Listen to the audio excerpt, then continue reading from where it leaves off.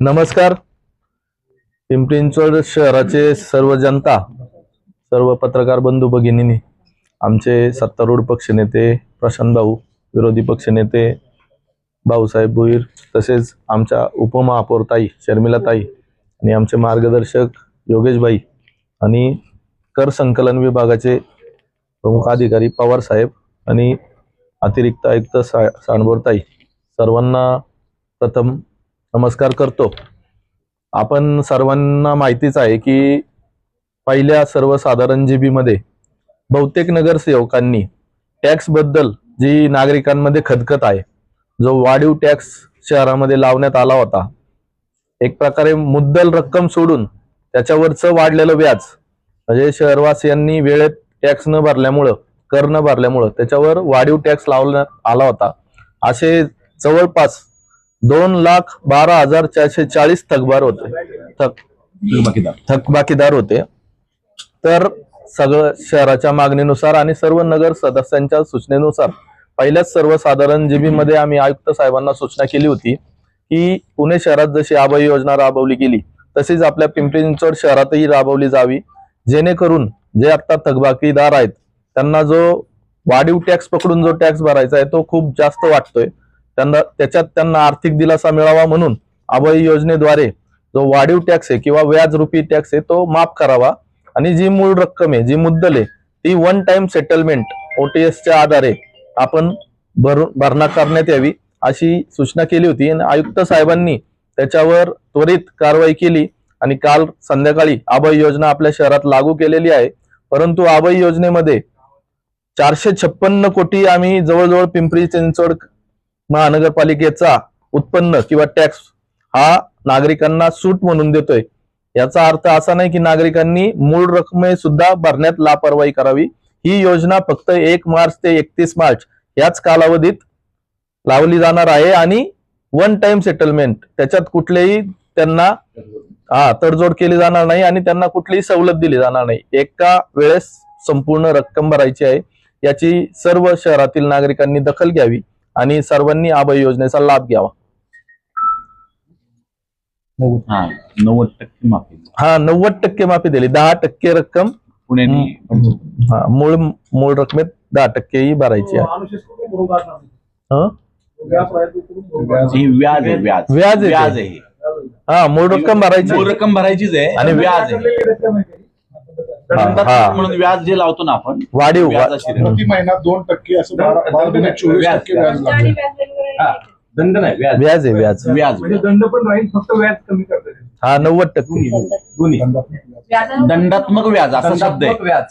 दंड आणि व्याज वेगवेगळं नाही, दंडात्मक व्याज. उशीर झाला भरायला म्हणून दंड आणि ते व्याजाची 1% आहे ना, तो व्याज. तर त्यांचं म्हणणं कसं हे व्याजावर व्याज आहे का? होतं ना. सगळं पूर्ण माफी, सगळं माफ. 90% माफी होणार आहे, 100% नाही. 456 कोटी, 2,12,440.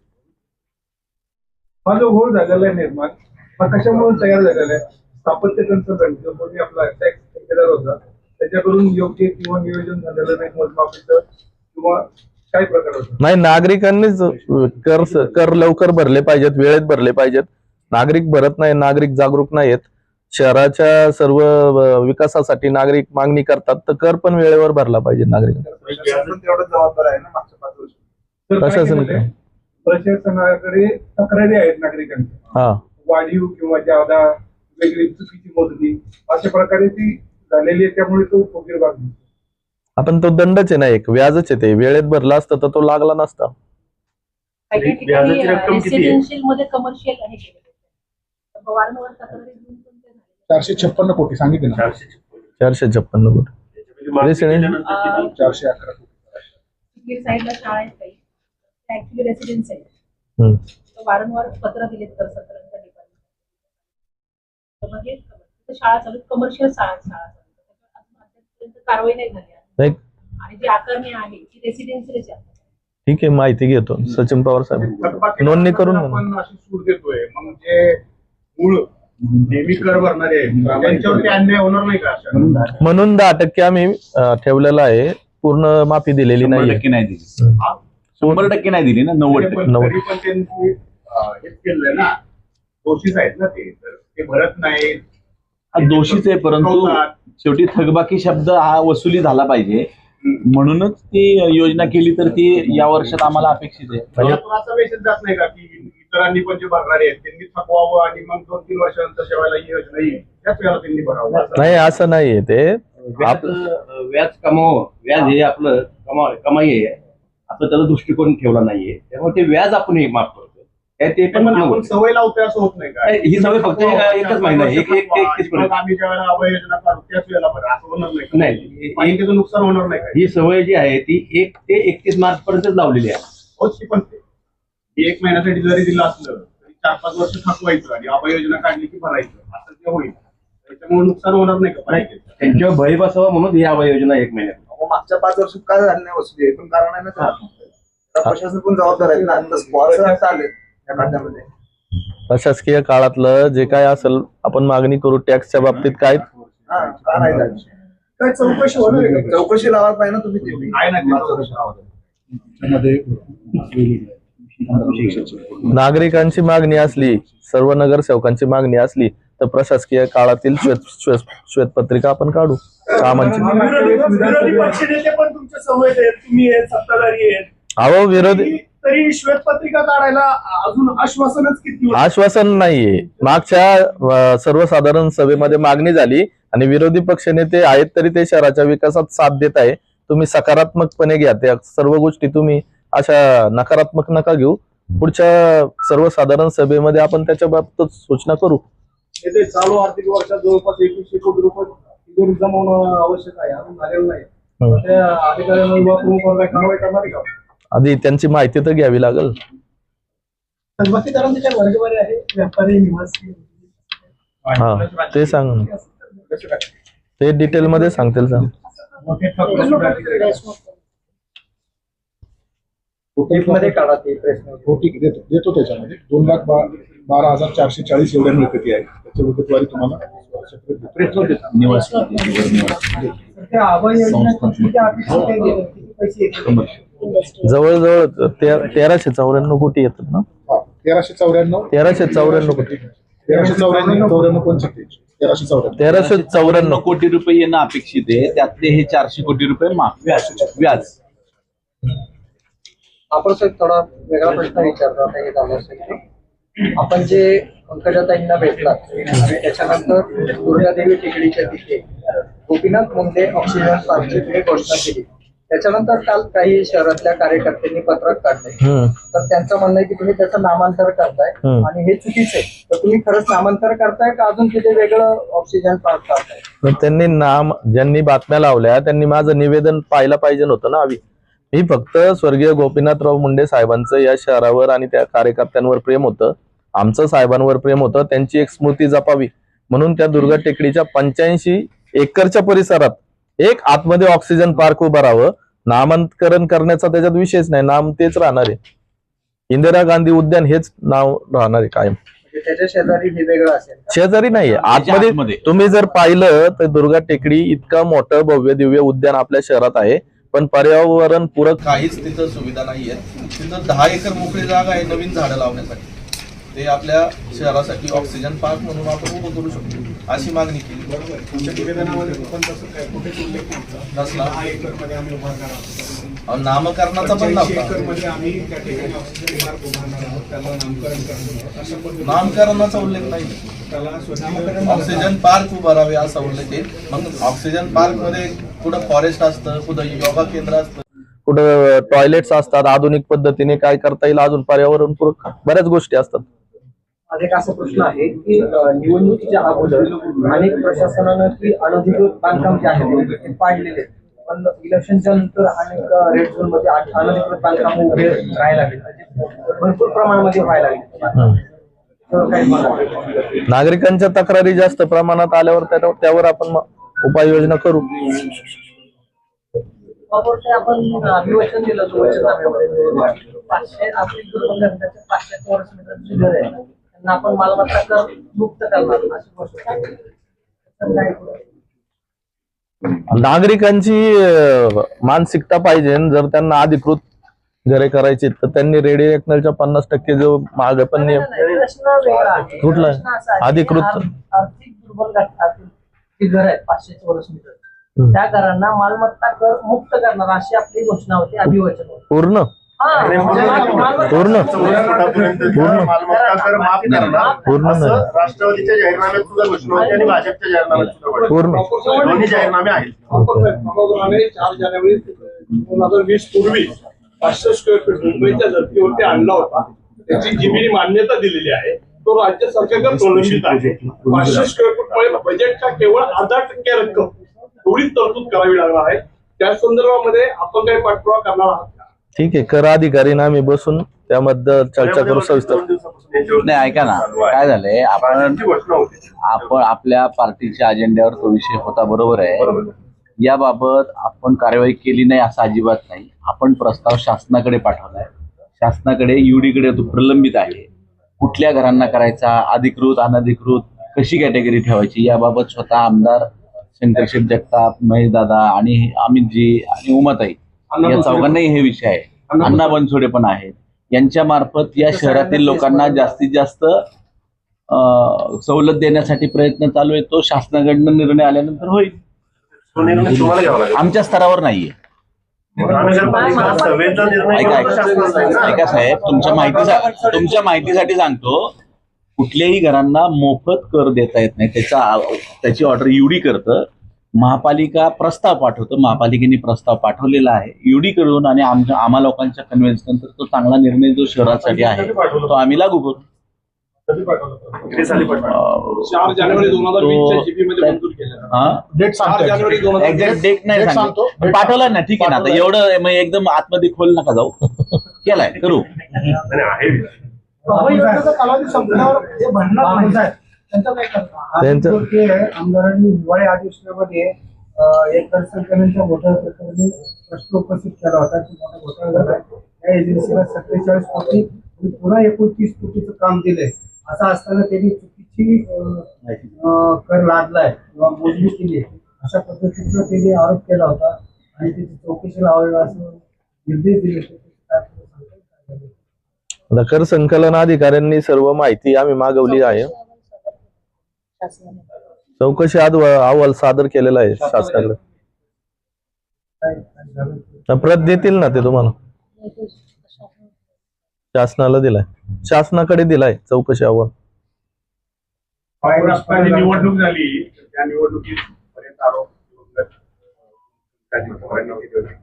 पालिका पिकेला या ठिकाणी लागली, कर्जबाजारी झाली. आता पालिकेत अधिक उत्पन्न वाढावं म्हणून त्याचा हा एक भाग आहे. तर अशा आणखी काय काय योजना आपण आणणार आहोत त्याच्यात उत्पन्न वाढावं? कारण आता बजेट मांडताना पण बरेच अडचणी ज्या आहेत ते आता लोकांची बजेटच नाहीये पालिकेत. आज हे करा. त्या अनुषंगाने काय काय करणार आहे? कारण तुमच्या बाजूला 2 नेते आहेत ते त्या ह्याच्यात होते की ते आरोप करताना त्यांनी पण बरेच आरोप केलेले आहेत. तर ते उत्पन्न वाढावं यासाठी काय काय करतोय आपण? आता तर अभय योजना लागू केलेली आहे. 1 महिन्यात संपूर्ण कर महानगरपालिकेचा जमा व्हावा आणि महानगरपालिकेला येणाऱ्या पुढच्या वर्षाच्या काळात ज्या ज्या योजना राबवायच्या त्याच्यासाठी कर उपलब्ध व्हावा. आणि एक अनधिकृत बांधकाम धारकांना एक आव्हान करण्यात येईल की जर जो नियम लावला होता मागे 50% रेडी रेकनर भरून जर अधिकृत केलं, सर्व नागरिकांनी त्यास प्रतिसाद दाखवला तर त्याद्वारे पण सुद्धा भरपूर उत्पन्न महानगरपालिकेचं वाढण्यास मदत होईल. तसं आव्हान आम्ही करू.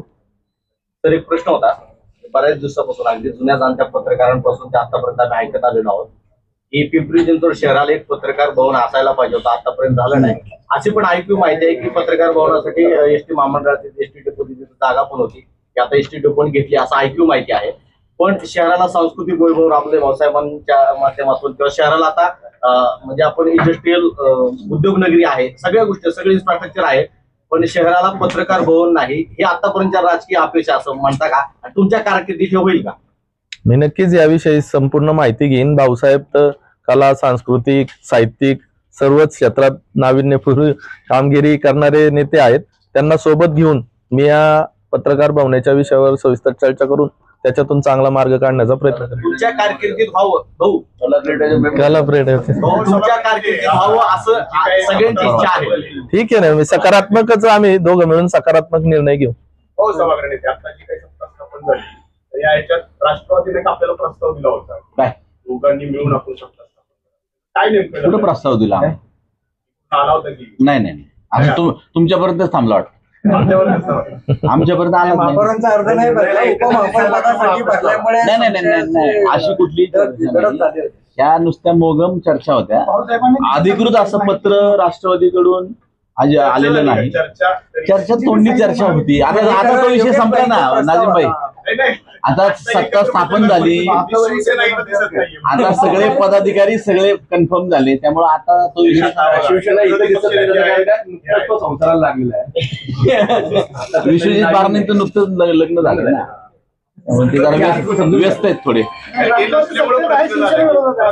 नाही नाही असं काही नाही साहेब. शहराच्या कल्याणासाठी आम्ही सगळे एकत्र आहोत. सगळे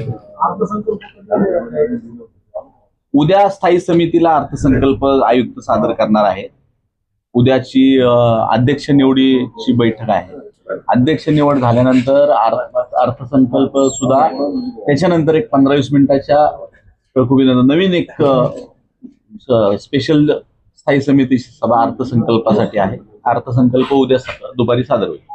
साहेब, आपण एकीकडे ही अभय योजना आणतोय, आता हे जे या वर्षीचे जे आपलं टोटल प्रॉपर्टी टॅक्स कलेक्शन आतापर्यंतच आहे, मागच्या 2 वर्षाच्या कंपॅरिझन मध्ये थोडंसं कमी असं वाटत नाही. कुठेतरी रिकव्हरी एफर्ट कमी पडत आहे आणि एकीकडे आपण अभय योजना मग आता कर निवडणूक झाली, जे डिफॉल्टर होते, इच्छुक होते, त्यांनी टॅक्स भरला. 1 लाख प्रॉपर्टीज आपल्या सर्व्हिस मधून नवीन ऍड झाल्या. परत रेड झोन साठी पण आपण स्कीम दिली, तिथून पण अपेक्षा होती. एवढं सगळं करून सुद्धा रिकव्हरी मागच्या 2 वर्षाच्या कंपॅरिझन मध्ये कमी आहे असं वाटतं. हा मग आता नवीन प्रॉपर्ट्यांची नोंद होईल आणि इथून पुढे कर मागच्या वर्षीपेक्षा 20 कोटी कमी आहे फक्त. तिथं आता आचारसंहिता 2-3 महिने होती, त्या 2-1 महिने त्यात प्रॉपर्टीज आधीच्या ज्या होत्या सर्व्हिस जो केला होता त्याच्यात 1 लाख नवीन प्रॉपर्टी तयार झाली, त्याचा पण टॅक्स. तुमच्या माहितीसाठी 1 लाख नाही, तो आकडा जास्त आहे. त्याची असेसमेंट अजून बाकी आहे. ती असेसमेंट झाल्यानंतर ते उत्पन्नाची वाढ तुम्हाला आज नाही दिसली 31 तारीख तर पुढच्या वर्षाच्या कालावधीत 27 मध्ये महापौरांना आता आमची चर्चा तीच झाली. मी देखील त्याच पद्धतीची मागणी केली की बरेच व्यावसायिक जागा हे घरगुतीचा वापर दाखवून त्या ठिकाणी व्यवसाय केला जातो, तो कर लपवला जातो. बरेच हॉटेल्समध्ये पार्किंगमध्ये चालू आहे त्याचं नोंदणी नसते, ते खाली त्यांचं मस्त मॅनेज असतंय खालच्या खाली. हे सगळे प्रकार जो आहे तो आम्ही उघड करणार आहे आणि महापौरांना तो मान्य आहे. कारण त्या शेवटी 35 लाख जनता डोळ्यासमोर ठेवून ह्या आपले भौतिक उत्पन्न जर नाही वाढलं तर आपण महानगरपालिका चालणार ते. ते भौतिक उत्पन्न वाढीवर आमचं सर्वांचं एकमत आहे. याच्यामध्ये कुणाचाही जवळचा कुणाचाही लांबचा काही विषय राहणार नाही, एवढं ठामपणे आम्ही भूमिका घेणार आहे. कारण का आमची जी विश्वासार्हता आहे ती 35 लाख लोकांची आहे, एक 150-200 लोकांसाठी नाही. आणि ते निश्चित तुम्हाला चित्र दिसेल. आणि आम्ही पवारांना त्यांना कामाला लावणार आहे म्हणजे त्या पद्धतीने ते निर्देश देतील त्या पद्धतीने ते काम करतील. Yes yes. पण या अभय योजनेत ज्यांनी टॅक्स भरला नाही तर काय करणार? त्यांच्यावर कडक कारवाई करावीच लागेल. एवढी आताच भीती दाखवली. एवढी सूट देऊन नाही भरली तर किती वर्ष? महिन्यात भरतील का असं? भरतील ना भरतात ना केलं जाईल. 4 वर्षांची कारभार झालाय. तो पण कार्यक्रम व्यवस्थित होईल. पवार साहेब, याच्यामध्ये सामान्य करदाते किती आहेत आणि मोठे किती आहेत, ज्याला आपण बडी देणगे म्हणतो? 2,12,440 एवढे बाकीदार आहेत. त्याच्यावर विगतवारी तुम्हाला देतो. त्याच्यामध्ये तरी अंदाजे वेगवेगळी आहे, म्हणजे रेसिडेन्शियल कमी आहे, रेसिडेन्शियल जास्त आहेत, बाकीचे पण आहेत. काहींचे 10 वेगवेगळ्या टप्प्यावरती आहेत. कुणाचे 2 वर्षाचा थकीत आहे, कुणाचा 5 वर्षाचा थकीत आहे, कुणाचा 7 वर्षाचा आहे, कुणाचा 15 वर्षापर्यंतचा आहे. असे वेगवेगळे आहेत. ती पण विगतवारी आपल्याकडे आहे. त्या पद्धतीने आम्ही देतो. महापौर साहेब, अजून एक प्रश्न आहे. चिंचवडचे आमदार जगताप साहेब यांनी निवडणुकीमध्ये सांगितलं होतं की शेरगाव वाल्लेकरवाडी या भागात जो काही प्रॉपर्टी कार्डचा इश्यू आहे, आमची सत्ता आल्याबरोबर पहिल्याच मिटिंगमध्ये तो मुद्दा मांडून मार्गी लावू आणि सगळ्यांना प्रॉपर्टी कार्ड देऊ असं आश्वासन दिलं होतं. त्याबद्दल आपण काय कारवाई? काय इश्यू परत सांगा. शेरगाव आणि वाल्लेकरवाडीतले जे काही रहिवासी आहेत तिथल्या लोकांचा प्रॉपर्टी कार्डचा विषय आहे. आमदार साहेबांनी तिथे येऊन सांगितलं होतं की तुम्हाला प्रॉपर्टी कार्डचा म्हणजे हा विषय हा शासनाच्या अखत्यारीतला आहे, महापालिकेच्या अखत्यारीतला नाही. त्यामुळे सत्ता आलं महसूल कडून माहिती घेऊन सांगतो. आणि तो प्रश्न महायुतीतून सोडला. पहिल्या सर्वसाधारण जीबीमध्ये सर्व नगर सदस्यांनी तसेच शहरवासियांची अशी अपेक्षा होती की जो वाढीव टॅक्स आहे तो माफ करावा आणि जो मूळ रकमेचा जो कर आहे तो आम्ही 1 टाइम भरायला तयार आहोत. त्यांनी मोठा आर्थिक दिलासा सर्व शहरातील नागरिकांना मिळणार आहे. ती अभय योजना राबवण्यासाठी त्या JB मध्येच आम्ही आयुक्तांनी सर्वांनी मिळून आयुक्तांना सूचना केल्या होत्या. आयुक्तांनी त्यांनी पॉझिटिव्ह त्याच्यात निर्णय घेतलेला आहे. अभय योजनेचं स्वरूप असं आहे की जवळजवळ 90% वाढीव टॅक्स सर्व नागरिकांना माफी देण्यात येणार आहे त्या टॅक्समध्ये, आणि 1 मार्च ते 31 मार्च या कालावधीत बाकीचा मूळ रकमेचा जो टॅक्स आहे तो सर्वांनी वन टाइम भरायचा आहे, तरच ती अभय योजना पूर्णपणे राबवण्यात यश मिळेल. थकबाकीदारासाठी अभय योजना आणलेली आहे. जे रेग्युलर टॅक्स भरतात त्यांच्यासाठी काय योजना आणणार आहेत? रेग्युलर टॅक्स भरणाऱ्यांनी पण आता सूट देतो आपण 2% सूट आहे. ऑनलाईनला ऑनलाईन सूट आहे वेगळी. 2% तर नागरिकांच्या आपले अपंग असतील, स्वातंत्र्य महिलेचं नाव असेल, विधवा महिला त्यांना आपण वेगवेगळ्या योजना आहेत. ती एक प्रत त्यांना द्या. किती कोटी रुपयांचे सूट आहे? जवळ 456 कोटी.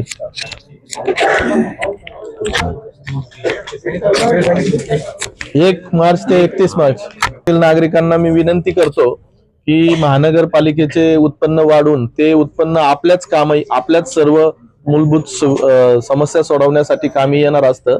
तर ही जी अभय योजना आहे ही आपण मनापासून स्वीकारावी, आणि जो वाढीव टॅक्स जो आपल्यावर एक्स्ट्रा बोजा झाला होता त्याच्यात जर महानगरपालिका आपल्याला सूट देत असेल किंवा माफ करत असेल तर आपण आनंदाने सर्वांनी उर्वरित मूळ रकमेचा टॅक्स सर्वांनी उत्साहाने भरावा, जेणेकरून शहराच्या उत्पन्नात वाढ होईल आणि येणाऱ्या वर्षात महानगरपालिकेकडून आपल्याला सर्व सुविधा पुरवल्या जातील. आणि नागरिकांना ही पण विनंती पण करतो आणि आव्हान पण करतो, जे कुणी ही योजना राबवणार नाही किंवा याच्यात सहभागी होणार नाही आणि कायम थकबाकी ठेवण्याचा प्रयत्न करणार त्यांना महानगरपालिकेकडून कडक कारवाई केली जाईल. जे सपोर्ट आहेत पावसाळ्यात काय कारवाई करणार? त्यांच्या आता सगळ्यांचा सर्वे केला जाईल. जे रेसिडेन्शियल कमर्शियल आहेत पण रेसिडेन्शियल स्वरूपाचा टॅक्स भरतात त्याचा सर्वांचा सर्वे केला जाईल आणि त्याच्यात योग्य ती कारवाई केली जाईल. उन्हाळा सुरुवात होतो, पाण्यासाठी काय आपण आता पाण्याच्या प्रश्नासाठी तर आम्ही सर्वच तत्पर आहोत. आता कालच आयुक्त साहेबांसोबत आमची चर्चा झाली, तर बामा आस्केडची जी पाईपलाईन योजना आहे त्याचा जुना ठेकेदार इलिमिनेट केलेला आहे. नवीन निविदा प्रसिद्ध होईल, पण ती पाईपलाईन व्हायला जवळजवळ 6 ते 8 महिने लागतील. त्याच्या आधी जर मागच्या वर्षी कसा मे महिन्यात लवकर पाऊस आला होता, आता ह्या वर्षी कधी येईल जून महिन्यात, तर 3 महिन्यासाठी पाणी बचत कसं करावं याचं नियोजन आयुक्तांना मी ते निवेदन दिलेलं आहे. लवकरच आम्ही आयुक्तांबरोबर बैठक करून त्याचं एक नियोजन करू.